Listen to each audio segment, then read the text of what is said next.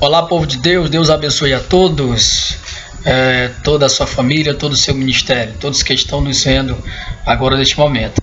Eu quero ler um texto com todos que estão nos assistindo, ou melhor, que você acompanhe, né? Mateus capítulo 21, versículo 12 e o versículo de número 13 diz assim: E entrou Jesus no templo de Deus e expulsou todos que vendiam e compravam no templo, e derrubou as mesas dos cambistas e as cadeiras dos que vendiam pombas, e disse-lhes: Está escrito, a minha casa será chamada casa de oração, mas vós a tendes convertido em covil de ladrões.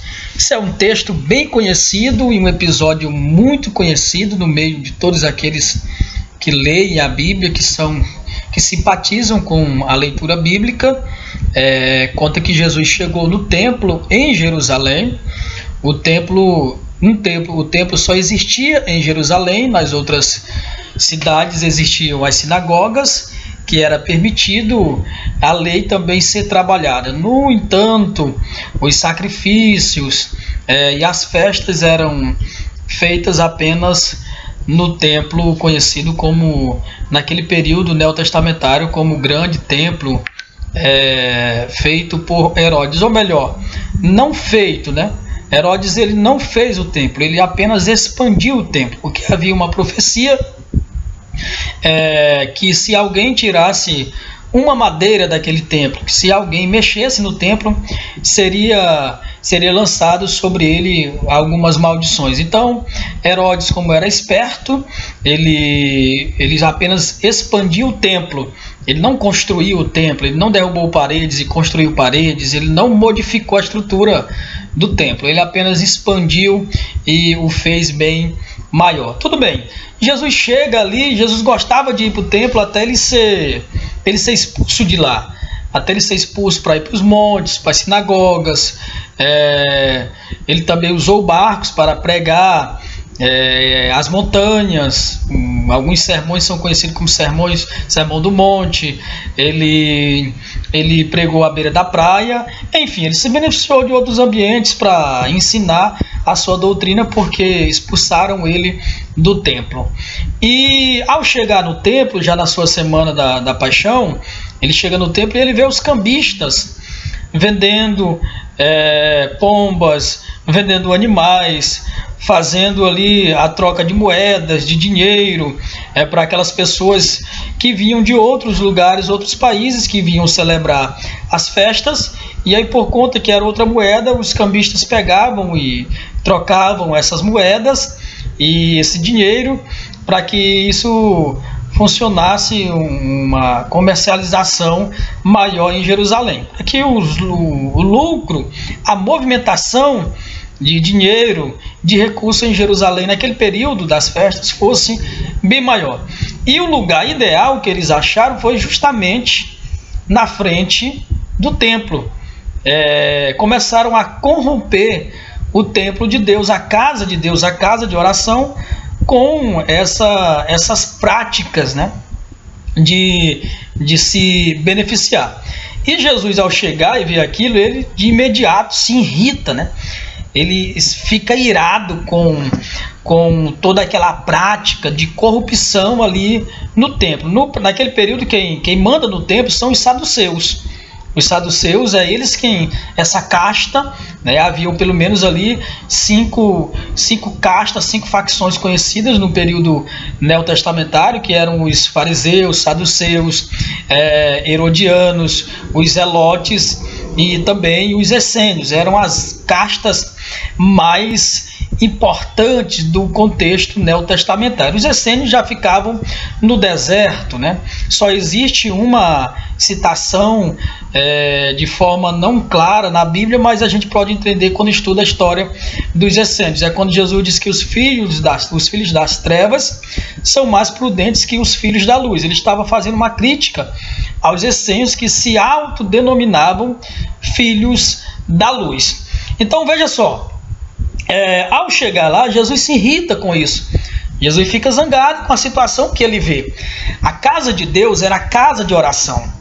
A casa do Senhor era para ser um lugar onde o povo ia para buscar a presença de Deus e aprender da palavra de Deus, da lei de Deus. E quando ele chega lá, ele vê uma situação totalmente diferente. Veja só como a corrupção estava tão grande ali, que o adorador ele chegava com o animal para sacrificar a Deus, e o sacerdote ou o levita, o ministro que era responsável para receber o animal, ele condenava aquele animal e dizia que não servia para o sacrifício. Ele denominava aquele animal de um animal imperfeito. E a lei mandava que todo animal que fosse sacrificado a Deus, ele devia ser, que fosse ofertado, oferecido a Deus, ele devia ser um animal em perfeito estado. Então o que que acontece? O responsável, ele condenava aquele animal. E aí ele pegava aquele animal e ele vendia para uma pessoa, para um comércio chamado mercado negro.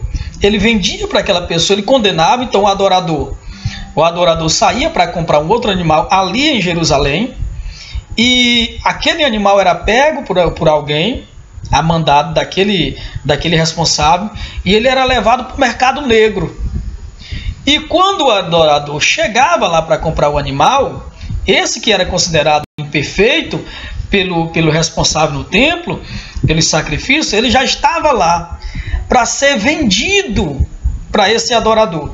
Então o adorador chegava com o mesmo animal no templo, e que era comprado no mercado negro, que tinha ido para lá por ordem do responsável, e aí pegava e oferecia. Então aquela pessoa, aquele ministro, ele aceitava.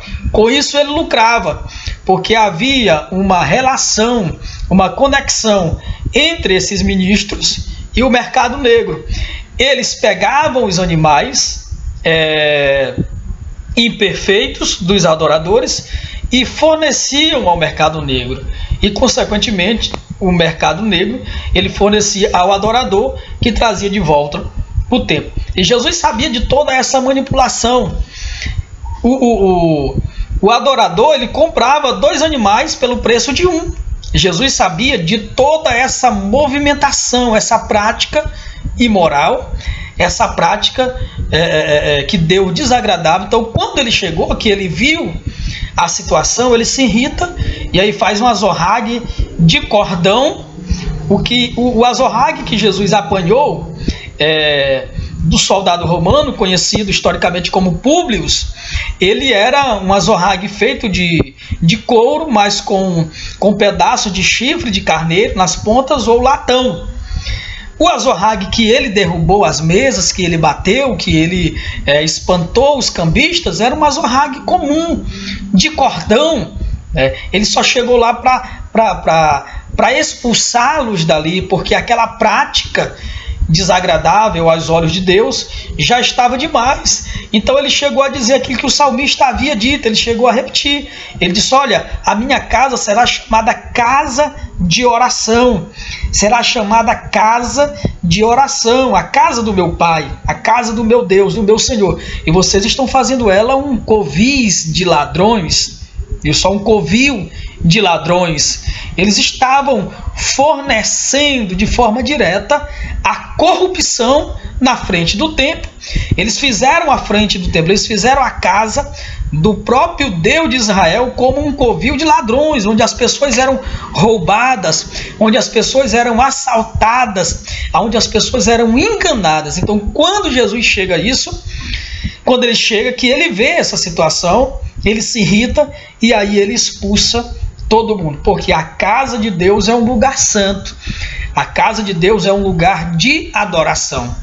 Se nós pudéssemos entender isso, se nós pudéssemos considerar a pureza da casa de Deus, a reverência na casa de Deus, nós entenderíamos a reação que Jesus teve. Por isso ele expulsou todos aqueles ladrões. Analisando todo esse contexto, você vai entender que Jesus tinha razão em expulsar aqueles corruptos, aqueles ladrões de lá. Deus abençoe a todos e um grande abraço em nome de Jesus.